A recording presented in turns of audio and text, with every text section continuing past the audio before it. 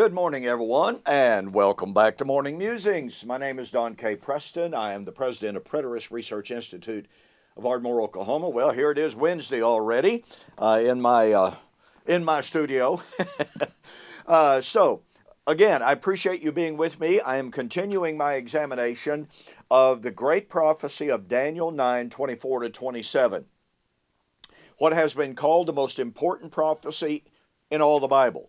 Now, obviously, many people try to negate that claim, claiming that it has really nothing to do with eschatology, has nothing to do with Jesus, has nothing to do with resurrection, has nothing to do with the new creation, basically has nothing to do with anything relating to Jesus, period. Overpassed and done in the time of Antiochus Epiphanes. I don't know how much time I'm going to take later to examine that view, but look, I've looked at that view. I've tried to consider it. I just simply do not find it convincing at all, based upon how the New Testament writers incorporate Daniel chapter 9 into their eschatology, how they echo the terminology, the concepts of Daniel chapter 9 in their predictions of the end, how they say that they're looking forward to what was predicted by prophets like Daniel. So anyway, well, we're looking at this terminology of to seal vision and prophecy of Daniel 9:24. I've shared with you that the Hebrew scholars say the meaning of that term is to bring all vision and all prophecy to its completion through fulfillment. In other words, it's talking about when all prophecy would be fulfilled. Well, I shared with you yesterday how that agrees perfectly with the fact that Daniel chapter 12 puts the resurrection at the time of the destruction of Old Covenant Israel. I showed you how that agrees perfectly with Luke chapter 21, verse 22. These be the days of vengeance in which all things that are written must be fulfilled. Well, Dr. Kenneth Gentry, who has been an outspoken critic of covenant eschatology, but who has absolutely consistently refused to engage me in formal public debate, even though he's been challenged to do so, I don't know, maybe 15 times. He just refuses to debate me. Well, Dr. Kenneth Gentry believed that he had just absolutely devastated the preterist argument on Luke 21, verse 22. In his book, He Shall Have Dominion, the 2009 version, on page 542 and following, he wrote the following, quote, "The grammar of this passage, Luke 21:22, limits the declaration. Jesus speaks of all things which are written by employing a perfect passive participle, gegramena, meaning having been written. This refers to prophecies already written when he speaks in AD 30. Yet we know that more prophecies arise later in the New Testament revelation. Once again, we see a limitation on Jesus' statement. Furthermore, technically, it does not even refer to any prophecy which Jesus speaks.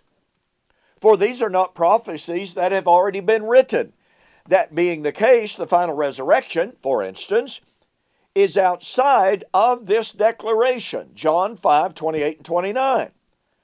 Thus, Jesus is referring to all things written in the Old Testament. At this stage of redemptive history, those are the only prophecies that had already been written, unquote. Now, I didn't quote for you some of the somewhat snide remarks, some of the somewhat sarcastic remarks that Dr. Gentry made about preterists. Point of fact is, Dr. Gentry believed that he had completely and totally negated, falsified, destroyed the preterist appeal to Luke chapter 21. Dr. Gentry's claim is, since the Greek of Luke 21:22 is in the perfect tense, which it is, that it must refer, Jesus had to be referring strictly, solely, and exclusively to Old Testament prophecies. And thus he says, catch the power of this, Jesus is referring to all things written in the Old Testament. Now, again, you just simply have to catch this. Dr. Gentry is saying that this can't even refer to any prophecies which Christ speaks. Well, let's see. Jesus said, "Do not think that I came to destroy the law or the prophets." What law and prophets? Oh, the Old Covenant law and prophets. I did not come to destroy, but to fulfill. So in other words, Jesus said he came to destroy the things that had been written. Right? Of course. Secondly, Dr. Gentry is attempting to delineate between what Jesus was predicting and what was predicted in the Old Testament. But wait a minute. Dr. Gentry believes that Daniel 9:26 and 27 predicted the fall of Jerusalem in AD 70. Yes, he does. In his book, He Shall Have Dominion. Okay. So, Daniel 9:24 to 27 predicted the fall of Jerusalem in AD 70. Jesus predicted the fall of Jerusalem in AD 70. Therefore, what Jesus said in Luke 21 verse 22 had been written by Daniel and is simply being reiterated and reaffirmed by Jesus in his oral prediction of AD 70. You see, when Dr. Gentry tries to delineate between what had been written and Jesus speaking verbally, that's a false dichotomy. That's a false contrast. That's a false either or. It is a terrible logical argument. But point number 3, notice, Jesus is referring to all things written in the Old Testament, unquote. Well, to that I can say, amen. Thank you, Dr. Gentry. Let's see here.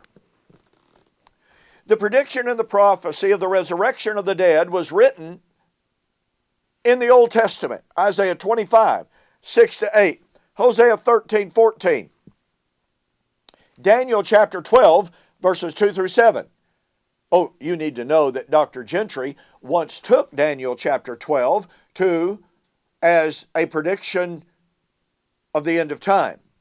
Dr. Gentry now admits that Daniel chapter 12, verses 2 to 7 refers to a spiritual resurrection in AD 70. That's right.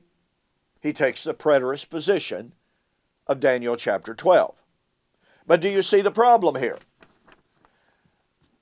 Let me continue it just a little bit more. Dr. Gentry says Jesus is referring to all things written in the Old Testament.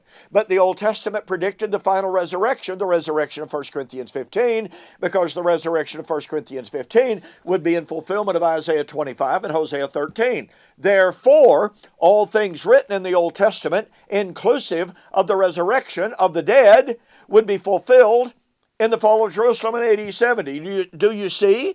Do you catch the power of the fact that Dr. Gentry has completely impaled himself on his own argument? All things written in the Old Testament would be fulfilled by AD 70, Kenneth Gentry. But wait a minute. The prophecy of the new heaven and the new earth, Isaiah 65 to 66, was foretold, i.e. in the Old Testament. Therefore, the prediction of the new heaven and new earth, 2 Peter 3, Revelation 21 and 22, was fulfilled by and in the fall of Jerusalem in AD 70. Once again, do you see how Dr. Gentry has impaled himself on his own argument and has logically demanded the establishment of the full preterist paradigm? That's right. So when we look at this terminology, 70 weeks are determined to seal vision and prophecy. I think you can see how incredibly significant it really is. And by positing that time, absolutely no later than the destruction of the city and the temple, Daniel 9, 26 and 27. Yahweh himself put the time of the fulfillment of all prophecy in AD 70. Look, unless you're willing to posit a yet future total destruction of the temple and the city, different from, greater than what happened in AD 70, then we must admit that all prophecy was fulfilled in AD 70. Well, don't forget, go to my website, order the book, Seal Up Vision and Prophecy, mention that you saw the offer on YouTube or Facebook, and I will send you, free of charge, no extra postage, I will send you Can God Tell Time? You know, I've been giving a lot of these away, and the feedback on this has just been absolutely incredible. You need a copy of this book. Order this book, get a copy of this book free. So, go to my website, donkpreston.com, bibleprophecy.com, and order Seal Up Vision and Prophecy and get a free copy of Can God Tell Time? In the meantime, we'll see you on the flip side.